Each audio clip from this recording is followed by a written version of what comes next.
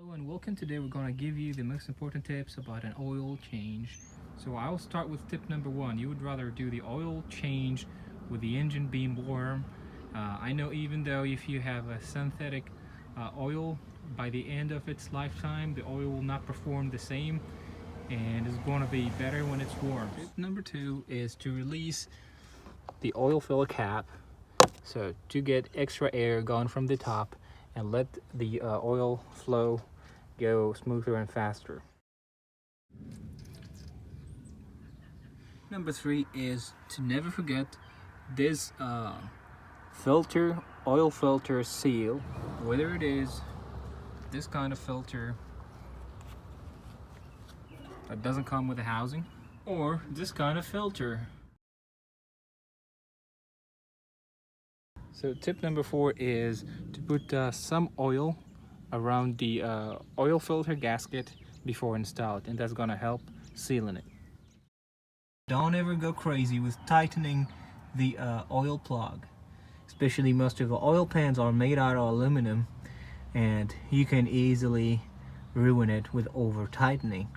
To just make it go snug, or you can look online for manufacturer specs. So now we're going to bring a paper towel and we're going to clean around it, so later on when we start the engine and fill with oil, we're going to inspect it. Don't ever use a different kind of weight of oil. You can find that in the user manual book, or you can Google it, as well as you can ask the supplier store. And it's the same thing if you need some information about your oil capacity.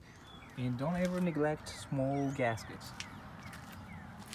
As well, these pressure washers, make sure you replace them. In this case, if you have the filter housing like this, put in the filter, you could just fill it with oil, but don't ever forget you need to finish draining first and then doing that.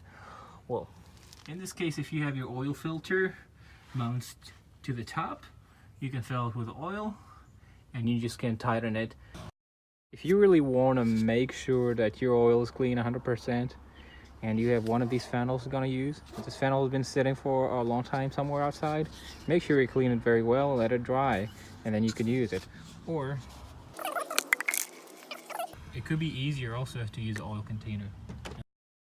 So now once we're done filling the engine with oil, we put back the oil seal, and before even thinking about starting the car, double check your filter, make sure it's tight, and double check underneath the oil plug that's in there and it's snug, and check the oil level with a dipstick. Pull it out, wipe it in, insert it, and check it. So now the oil level is at the maximum, so we're good to go. So once you started the engine, you will see if you have oil pressure gauge, you'll just have to watch that. And if you are like me, I have just a light. It will goes on as soon as you start the car. It should disappear within 2 to 3 seconds. If it doesn't, turn off your engine immediately. The last tip we have is to just don't start the engine and go. Just keep inspecting from underneath.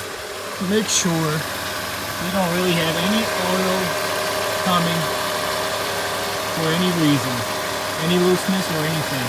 And in case you have the other kind of oil filter that goes from underneath, you have to inspect that too. Because this kind of filter is designed by the Germans. Usually it doesn't leak because it opens up from the top.